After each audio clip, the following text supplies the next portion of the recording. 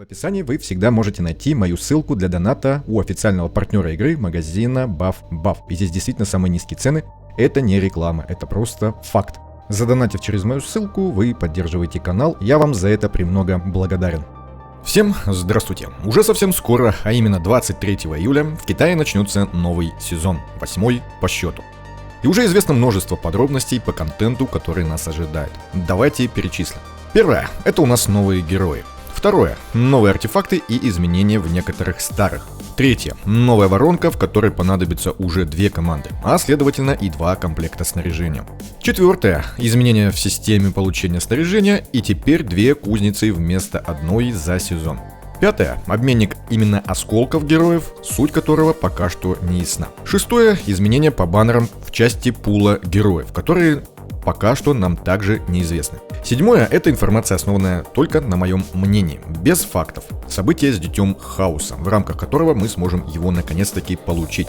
Восьмое – новый сезон шахмат, где станут доступны 3 оставшиеся школы, также появится боевой пропуск. И, наконец-таки, появится возможность брать разных героев, которых у вас нет, бесплатно. Ну и девятое – это другие изменения, которые мы увидим уже после старта сезона и которые пока что от нас скрыты. И давайте пройдемся по всем этим пунктам более подробно. И давайте начнем с новых героев. Всего их будет 9 штук, не считая того эпического героя, которого нам дадут за прохождение коридора фей. И первый герой, которого мы рассмотрим, это у нас, согласно переводу чата GPT, Сельва. Герой поддержки стихии молнии. Она накладывает на врагов эффект дисбаланс, не позволяя им применять ослабления и эффекты контроля. Может похищать у противников снижение получаемого урона, а также накладывать щиты на союзников. Будучи предводительницей народа глубинных русалок, Сельва не знает равных ни в боевом мастерстве, ни в искусстве стратегии. Она сражается парными мечами из спиральной кости, благословленными богами. А ее доспех выкован из костей поверженных врагов. Страх – ее самое грозное оружие. От природы холодная и решительная, однажды она все же, повинуясь внезапному порыву, подобрала брошенного ребенка. Словно по велению судьбы, этот ребенок впоследствии стал самым почитаемым шаманом своего народа и возвел Сельву на трон, созданный из терней и костяных шипов. И давайте посмотрим, что у нас тут известно, хотя бы суть, персонажа, исходя из того, что мы здесь видим на кривом переводе на английский язык. Ну, во-первых, скажем, что это у нас эксклюзивный герой поддержки, и стихия у него молния. Суть персонажа такова, что она крадет энергию. Это во-первых. Также она дает щиты, во-первых, от урона, который получают союзники. Плюс ко всему, из боевого навыка и с абсолютного навыка она повышает урон, который, во-первых, наносят союзники, это у нас с боевого, во-вторых, который получают враги, это у нас с абсолютного навыка. И с абсолютного навыка здесь у нас 15% увеличения урона по врагам, а с боевого 10%. И я так понимаю, что эти 2 эффекта независимые, то есть они могут действовать одновременно. Плюс ко всему она дает щиты.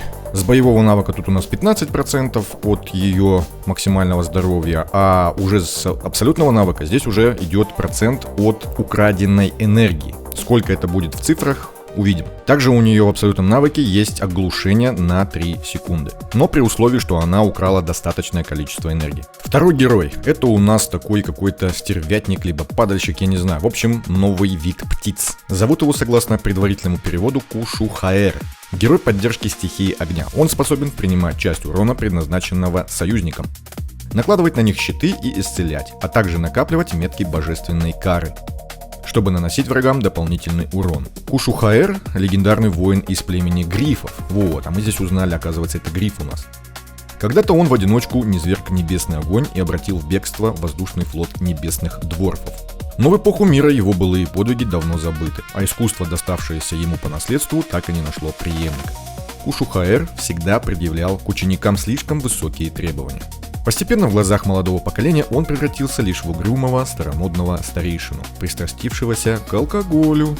Опа! Наш новый гриф-тунеядец, причем вооружен, и опасен. Однако однажды он почувствовал, что ветер подул в новом направлении. Тогда Кушухаэр сбросил с себя тяжелое церемониальное облачение, сковывавшее его долгие годы, и позволил новорожденному пламени вновь взметнуться над его крыльями. Этот новый герой Гриф — это у нас эксклюзивный герой поддержки стихии огня. И он, судя по описанию, выглядит довольно-таки сильно. Правда, это у нас кривой, опять же, перевод. Суть такова, что он на старте битвы дает себе и союзникам, которые вокруг него, святую защиту. Святая защита у нас снижает получаемый урон на 15% и увеличивает на 25% лечение и получаемые щиты. Плюс ко всему, союзники в двух задних рядах, я так понимаю, получают эффект распределения урона. И этот эффект распределяет 30% от получаемого ими урона между всеми союзниками с эффектом святой защиты. Когда у нас 2 раза, я так понимаю, срабатывает вот этот эффект распределения урона, получает одну метку святого наказания. Максимум 10 меток. И эта метка увеличивает на 40% урон всех союзников в радиусе действия. Не знаю, как это на самом деле будет выглядеть и насколько кривой вот этот перевод, надо это посмотреть уже вживую, потому что, что-то слишком много всего налепили, посмотрим. Не будем делать какие-то предварительные выводы, хотя пока что звучит это все сильно. Также в пассивном навыке у него здесь еще есть и неуязвимость. Когда защищенные союзники получают смертельный урон, у них остается 1 очко здоровья, и они получают эффект неуязвимости на 5 секунд, который может срабатывать не чаще, чем 1 раз в 20 секунд. Абсолютный навык у него такой, что он дает всем святую защиту, создает щит на 25% максимального здоровья на 10 секунд. И каждый раз, когда союзник со святой защитой получает эффект неуязвимости, вот этот с пассивного навыка, то есть получает смертельный, грубо говоря, урон, этот щит конвертируется в святое наказание, который наносит всем врагам вокруг урон. Также у нас союзники с этим святым наказанием получают сниженный урон. Здесь очень много защиты у нас, снижение урона, увеличение лечения, получаемых щитов, бессмертия, увеличение урона какого-то, но при этом я не вижу здесь у него лечения вообще. То есть у него не будет, я так понимаю, своего лечения, и нам нужно будет кого-то ставить ему в помощь.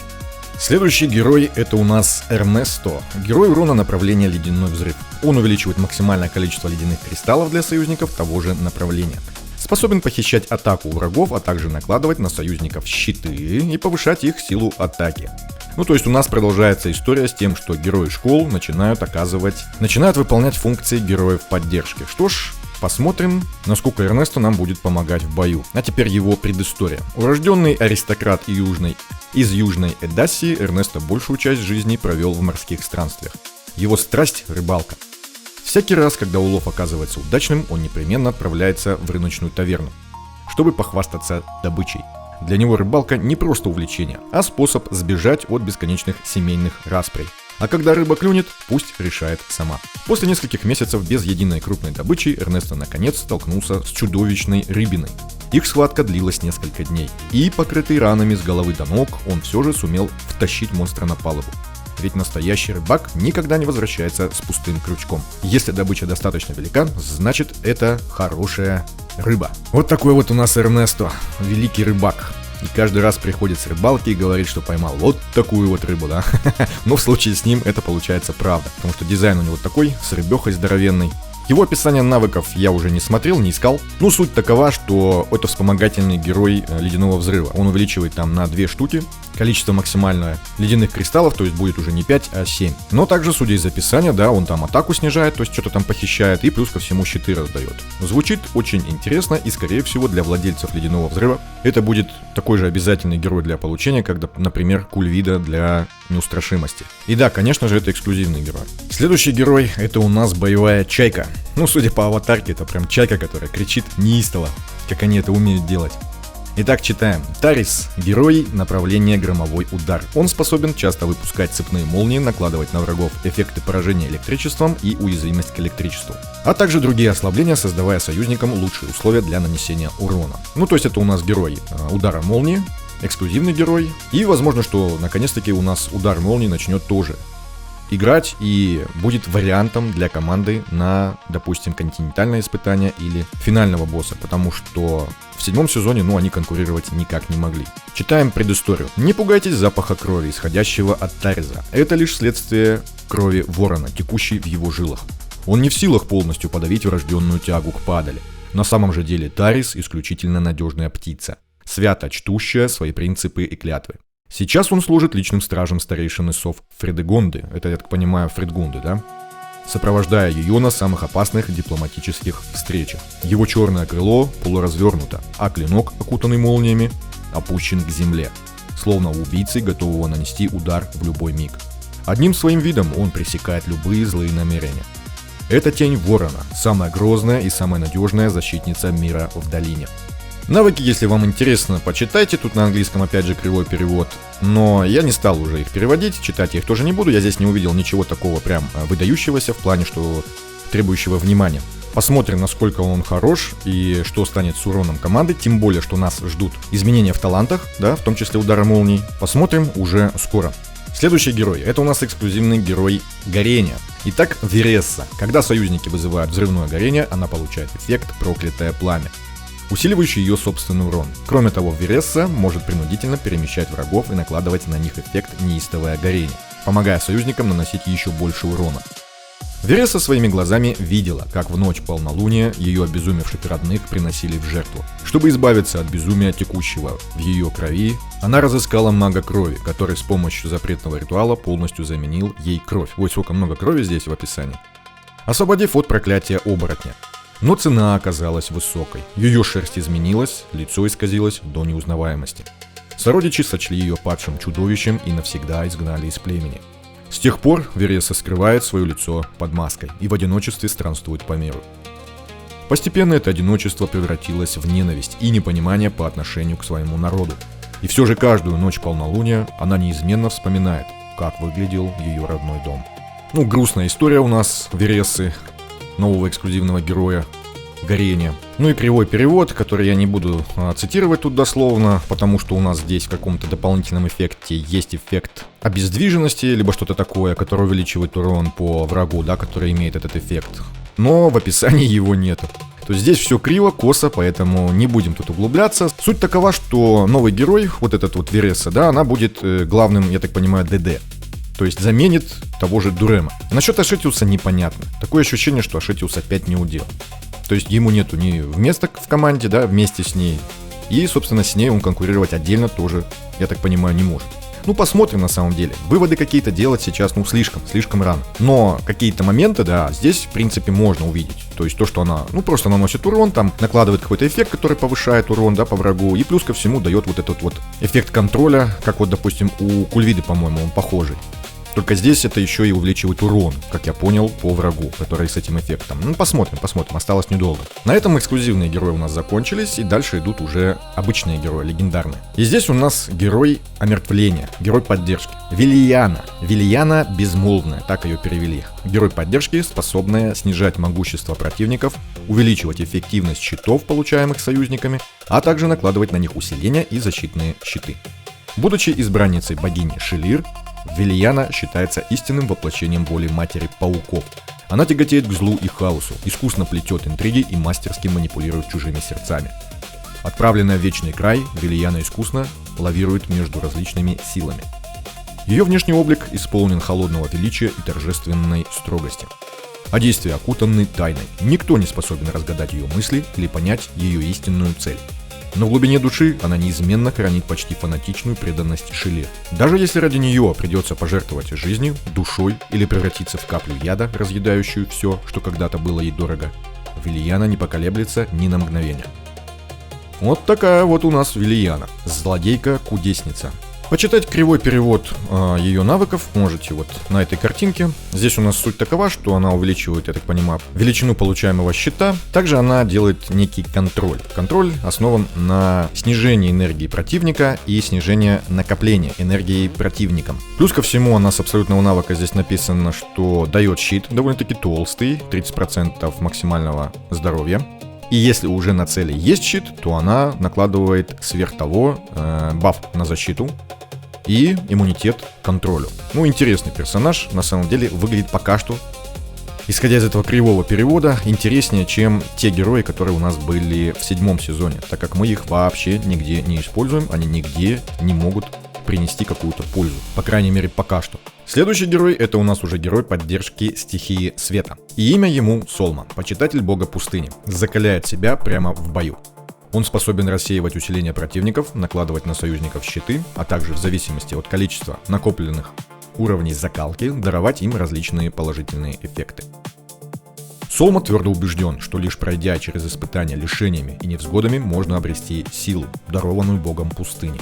Он покрыл свои бычьи рога ритуальными письменами, и в сезон песчаных бурь неизменно пересекает иссушенную пустыню с тотемным столбом за плечами, чтобы поклониться священному месту, где некогда явилось божество. Он закаляет собственную волю беспощадными испытаниями и столь же сурово относится к соплеменникам. Даже оказывая помощь раненым, Солма нередко прижигает и запечатывает их раны раскаленным тотемным столбом. Но кожа, что появляется после такого лечения, становится крепче прежней. Вот такой вот распространитель боли и страданий Солма. Что тут у него в навыках? Ну, на самом деле, пока что выглядит интересно, увидим, как это будет уже на самом деле. Здесь у него пассивный навык, который снимает усиление одно случайное с противника в радиусе действия и дает ему щит. 10% очков здоровья и один щит он может иметь. Ну, вот с этого эффекта. Причем дает он этот эффект каждые 6 секунд. Также с боевого навыка он здесь ставит тотем, который дает, во-первых, щит от атаки и плюс 10% максимума очков здоровья. И увеличивает защиту на 75%. Ну, то есть это нифига себе. Плюс ко всему дает какой-то урон врагам в радиусе действия. А с абсолютного навыка он наносит урон, снимает по одному усилению с противников и увеличивает точность на 30% и защиту, по-моему, на 20%. Ну, что-то непонятное, в общем. И плюс ко всему кривой перевод, то есть посмотрим, как это будет в бою. Так как у нас здесь указано, что он дает иммунитет к контролю, да, но здесь его в описаниях навыков нету. Ну, то есть, опять же, очень-очень кривой перевод. Надо смотреть, что будет после старта сезона уже в самой игре. Смотрим дальше. И вот этот вот мужик, да, с огроменной пушкой, это у нас герой поддержки. Ну, интересно. Давайте почитаем. Монг, вооруженный тяжелой пушкой, обладает неограниченной дальностью атаки. Он способен оглушать врагов, снижать их меткость эффектов, а также повышать меткость эффектов союзников. В детстве Монг столкнулся на ледяной пустоши с древним морозным зверем. Один за другим его соплеменники погибали, а выпущенные им арбалетные болты не смогли даже пробить шкуру чудовища. Этот ужас перед недостаточной огневой мощью навсегда отпечатался в его душе. Повзрослев, Монг потратил все свое состояние, чтобы превратить себя в настоящую передвижную платформу для ведения огня. Он носит на себе многокристальное орудие с несколькими стволами, созданное лучшими мастерами, гранатомет и крупнокалиберный дробовик. Когда Монг открывает огонь, шквал пуль, подобный снежной буре, в одно мгновение превращает врагов в кровавое месиво. Ну и...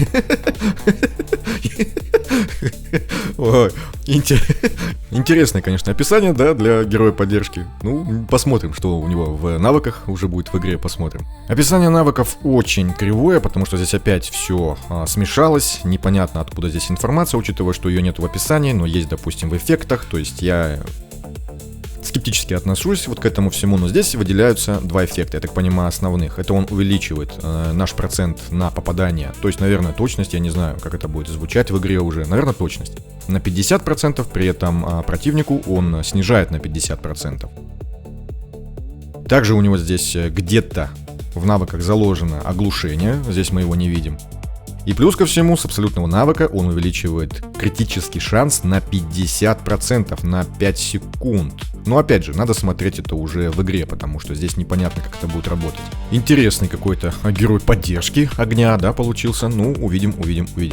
Следующий герой — это у нас герой поддержки стихии яда. Перевели его имя как Угула. Это у нас движимый жаждой мести, способен жертвовать собственным здоровьем, чтобы освобождать союзников от эффекта контроля. Кроме того, он накладывает на врагов различные отрицательные эффекты и рассеивает их усиление. Верный прежнему верховному вождю орков, Угула был тяжело ранен во время переворота, устроенного Гришнаром. Отравленный кинжал лишил его зрения, а затем он рухнул в болотную трясину. Разлагающаяся плоть и яд терзали его тело, но вместе с тем даровали ему невероятную силу. Несмотря на слепоту, он научился, подобно змее, ощущать все происходящее вокруг, а также приручил свирепую ядовитую змею, ставшую его верной спутницей. Возродившись словно из преисподней, Угула все сильнее одержим жаждой возмездия. Он скрывается во тьме, терпеливо выжидая подходящий момент, чтобы отплатить врагам той же монетой, око за око. Какой-то очень свирепый наш, опять же, герой поддержки. Но вот в описании именно Угула я тут совсем... какая-то каша получилась, ну, лично в моей голове. Сложно для восприятия, тут какой-то щит у него очень толстый, распространение ослаблений по врагам, нанесение урона и плюс ко всему еще и штраф к атаке. Где-то у него здесь еще снижение защиты и отмена контроля за счет потери, я так понимаю, своего здоровья. Какой-то интересный на самом деле герой, наверное, мне кажется, будет интересным. Но нужно будет посмотреть, да, какой он будет в реальности, потому что здесь, как всегда, все намешали, и я не хочу даже на это много времени тратить. Давайте уже посмотрим в самой игре. Ну и последний герой, это у нас эпический герой, которого нам дадут в коридоре фей. Так вот он выглядит. Ну, навыки, я думаю, что нет смысла там его искать, читать, потому что, как мы знаем, эти герои, редко играют, как бы они есть и есть, ладно. Может быть, этот будет полезнее, чем остальные, потом увидим. Что у нас по артефактам, по изменениям в артефактах? Ну, я уже делал отдельный шортс, наверное, не буду полностью повторяться.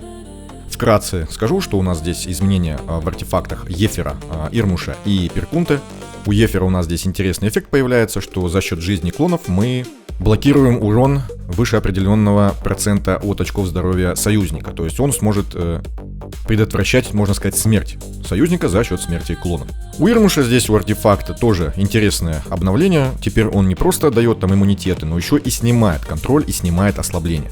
И при этом каждый раз, когда он это делает, он там увеличивает силу атаки, по-моему, свою. У Перкунта теперь у нас чем меньше врагов осталось на поле боя, тем больше идет бонус к урону. То есть нам дают возможность играть Перкунта получше, когда у нас, мало противников. Чтобы он хоть как-то мог конкурировать, я так понимаю, с остальными. Посмотрим, как это будет уже в реальности выглядеть. Самое главное, что здесь у нас дали, это артефакт на рейту. Почему самое главное? Потому что он довольно-таки сильный. Мы уже видели текст самого описания, да, вот этого артефакта. Звучит он так, что когда рейта своим абсолютным навыком продляет негативный эффект 3 либо более раз по определенной цели, то накладывается еще дополнительно 2 уровня снижение защиты на 12 секунд. Плюс ко всему еще до 18% увеличивает наносимый урон союзниками на, опять же, 12 секунд. Очень, мне кажется, сильный эффект. Хотя если вспомнить, да, что у нас разлом и так, в принципе, накладывается, и она здесь, помимо него, ничего дополнительно не делает, кроме увеличения вот этого урона на 18%, то получается, что с этим артефактом мы имеем дополнительно к тому, что у нас было до этого, 18% увеличение урона. И разлом также и остается. Но при этом у нас не надо будет использовать какой-то дополнительный артефакт. Но при этом мы не сможем рейте, например, да, поставить какой-нибудь посох для увеличения живучести, допустим, для раздачи щитов. Посмотрим, как это будет работать, уже скоро посмотрим. Что по артефакту Саверио? Здесь для Саверио еще добавляется его эксклюзивный артефакт. Разработчики, я так понимаю, решили дать ему возможность поиграть где-нибудь на боссах, там, то есть, в таких дисциплинах, где раньше он особо не использовал. Я сомневаюсь, что он будет наносить прям высокий урон, но как, допустим, какой-нибудь там 5-й, а скорее 6-й состав, он сможет использоваться. Здесь у нас такой эффект, что есть вероятность, что его эффект этой кровавой луны не будет сниматься, когда он будет его расходовать. При этом постоянно идет увеличение урона вплоть до определенной отметки, пока у нас Саверио находится на поле боя. То есть явно, да, ему увеличивают урон на длительные бои. Также у нас здесь добавляется артефакт, вот этот звездный хронометр. Он дается нам за прохождение коридора фей. И он такой, какой-то специфический, то есть где-то может быть пригодится, но по факту вроде бы ничего такого. Видимо, его описание, то есть он такой одноразовый, на быстрые бои. А вот этот вот второй новый артефакт, глубинное ядро, оно уже гораздо интереснее. Потому что, я так понимаю, судя по описанию, которое я опять же, да, в шортсе делал, с нормальным переводом, а не вот с этим вот. Там получается, что герои, которые раздают щит, теперь смогут еще и лечить. Причем, я так понимаю, лечить будут неплохо, если дают жирные щиты. Посмотрим, как это будет работать. Опять же, да, предварительные вот эти вот выводы какие-то делать смысла нету. Насчет воронки, я думаю, что все уже знают, да, что у нас в 8 сезоне появится новая воронка. И это будет такая змея двухголовая, с темной, теневой и светлой, солнечной такой стороной. И для разных голов, да, у нас подходить будут разные команды, потому что условия там в бою будут разные. То есть для одной головы это нужен будет массовый урон, а для второй головы урон по одной цели. Опять же, я не буду разбирать вот эти навыки, которые там у этих двух голов.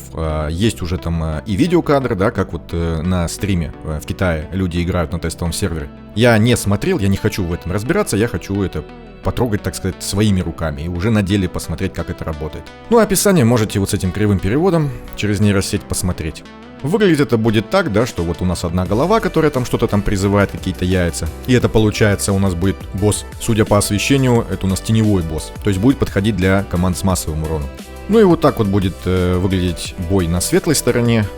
Это у нас меню настройки команды. Также мы видим здесь тумблер вот этот, переключение между командами. И настраивать, конечно, придется гораздо сложнее все это, потому что у нас настройка одной команды, то есть течение боя одной команды, будет влиять на бой второй команды. Потому что есть такие зависящие друг от друга эффекты.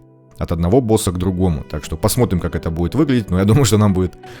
Ой, сложно, но зато интересно. Также напомню, хотя это вроде бы логично, что, естественно, если у нас две команды, то, соответственно, и два набора снаряжения, то есть два питомца, два набора артефактов нам понадобится. Ну а никто не говорил, что будет легко. Ну а что же насчет урона? Китайские наши коллеги с тест-сервера в Китае предоставили некие результаты. Но я сразу попрошу отнестись к ним крайне скептически. Потому что здесь у нас первая воронка, пятое пробуждение, непонятно какое снаряжение, скорее всего мифическое, все таланты, 100-е уровни.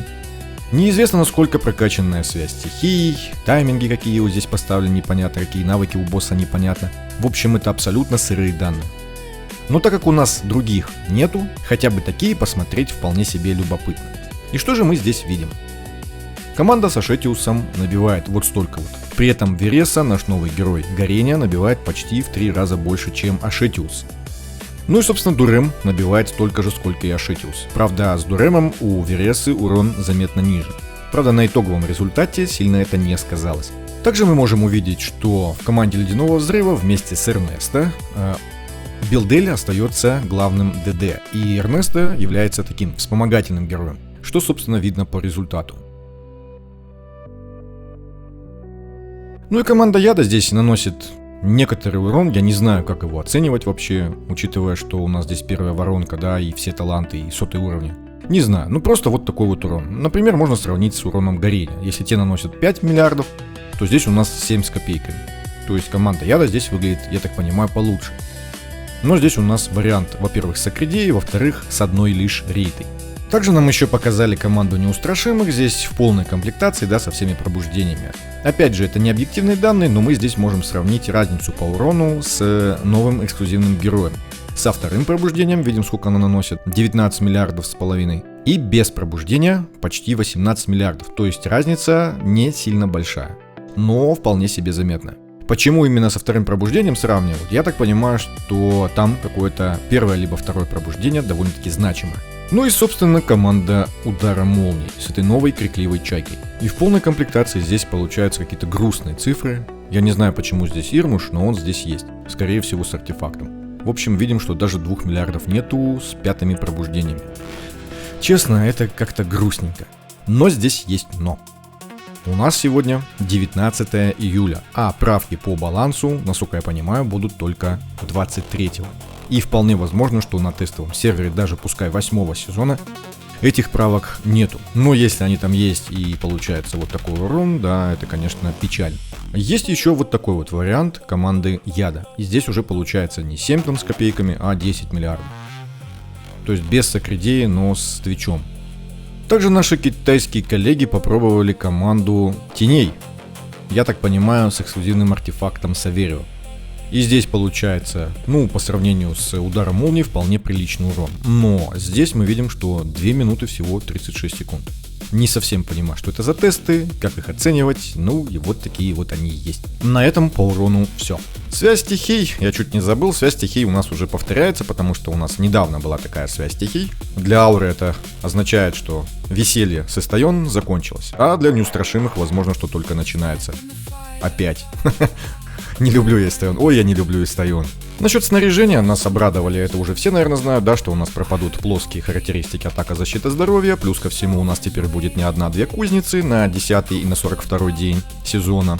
Плюс ко всему в Китае писали, что шанс на выпадение именно процентных ключевых характеристик, таких как там атака процентная, там крит урон, вот это вот все, она вроде как повысится. Также теперь вроде бы, насколько я понял из описания китайского опять же, да и нашего в принципе тоже, в бесконечном сундуке мы сможем вытаскивать в первый день предметы с основными характеристиками на процентную атаку, очки здоровья и защиту.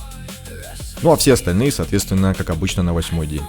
Ну и система выбора нового эффекта в случае, когда у нас выбранный эффект недоступен в текущем сезоне, остается прежней. То есть если эффект недоступен, мы, соответственно, выбираем какой-то эффект из тех, которые доступны. Насчет вот этой системы обмена фрагментов душ, это у нас именно осколки героев, да, я ничего не знаю, честно скажу, и в Китае я еще этого не видел. Как он выглядит, что там можно менять, на каких условиях, это уже увидим скоро, через, получается, неполных 4 дня, когда в Китае у нас начнется новый сезон. Там уже и посмотрим. Надеюсь, что это будет, чем-то полезным, а не просто бесполезным. Как на данный момент выглядит обменник за очки контракта, в котором, собственно, купить-то и нечего, кроме 2 гелиолитов.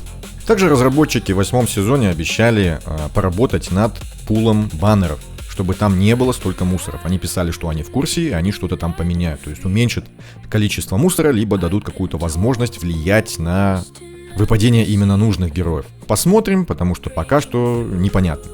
Четкой конкретной информации лично я не видел. Надеюсь, что они сдержат обещания, потому что, эта проблема с баннерами действительно уже слишком-слишком острая. Дитя Хаоса, на мой взгляд, вроде как должно появиться в 8-м сезоне. Так как у нас уже давным-давно были опросы там по выбору дизайнов разных, то есть как внешнего вида, так и анимаций. Мне кажется, уже пора его выпускать, а то многие уже даже успели забыть про него. Не знаю, насколько сильным получится герой, будет ли он вообще полезным, либо это будет какой-то мусор, там охранник склада очередной. Посмотрим. Я надеюсь, что мы его увидим, где-то на старте сезона, плюс надеюсь, что будет какое-то событие, связанное с его появлением, какое-то интересное, там, с сюжетными вот этими заданиями, хоть что-то, а не просто баннер и все, крутите, до свидания. Этого в игре, мне кажется, не хватает. А теперь шахматы. Начнется у нас новый сезон шахмат. В Китае он начнется на 10-й день после старта сезона. В шахматах у нас появится боевой пропуск. Да, здравствуйте. В боевом пропуске у нас здесь будут эмодзи. Какие-то вот такие вот эмоции, которые мы сможем использовать. Вроде бы выглядит симпатично. Также здесь эпическая внешность для карты, да, поля боя. Не знаю, как она будет выглядеть, увидим. В том числе у нас тут гелиолиты, ресурсы для прокачки ларца, непонятные часы вот эти, не знаю, что они означают. Возможно, что это какой-то предмет, используемый для сброса ларца. То есть один раз, допустим, сможем в любой момент дополнительный раз его сбросить.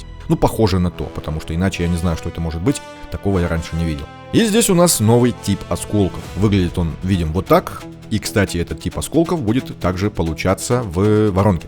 В воронке будет сундук, и там уже 3-й тип осколков будет доступен для выбора. И перевод вот кривой, да, он выглядит вот так, вот этих осколков. Они могут быть использованы для обмена на специфичных героев в секции эхо, который находится в разделе обменников. И там уже какой-то магазин временного коридора. Посмотрим. Опять же, 4 дня осталось, скоро уже увидим конкретно, что это такое, зачем это надо и что это дает. Не обязательный, боевой пропуск к покупке, но для тех, кто донатит, будет выгодный способ потратить свои денежки. Потому что боевые пропуска — это один из самых выгодных донатов в игре. Конечно же, тут будет еще и бесплатная часть, но она выглядит, как видим, довольно-таки скупо. В новом сезоне шахмат у нас появится возможность брать героев на время. То есть, допустим, каждую неделю, я так понимаю, будут меняться подборки героев, которые доступны бесплатно. То есть, когда у вас их нету, вы можете их использовать. И каждую неделю, насколько я понимаю, каждую неделю эти подборки будут меняться, что хорошо. Но если нам опять не будут засчитывать звезды, да, когда мы используем каких-то вспомогательных героев, не своих, это вот будет уже плохо. Также в шахматах у нас разблокируются последние 3 школы, это у нас ледяной взрыв, разъедание и горение, и, соответственно, добавятся в испытания стратегов, или как они там называются, еще 3 новых этапа по 10 уровней. Естественно, у нас опять же новые артефакты добавятся для выбора и 1 новый талант. Еще в 8-м сезоне обновится у нас боевой пропуск путешественника, и там уже будет новый облик на куклу, известную в Китае как Живиньев, потому что все переводчики переводят с китайского как Живиньев, у нас это Гуинавива. Вот такой вот электрический облик с цветочками. Теперь у нас кукла будет кромсать со стилем. Покажу вам этот сундук, да, у нас в воронке вот этот сундук, который выбора осколков за первые 5 мест, также теперь вот будет включать вот эти новые фрагменты. Но не один фрагмент, а целых 4. То есть это будет совсем какой-то другой осколок, не как осколок эксклюзивного героя, да, случайного, либо Беренгара, потому что здесь у нас все так же по одному. Это, скорее всего, будут обычные легендарные герои, может быть, редкие, не знаю, скоро посмотрим.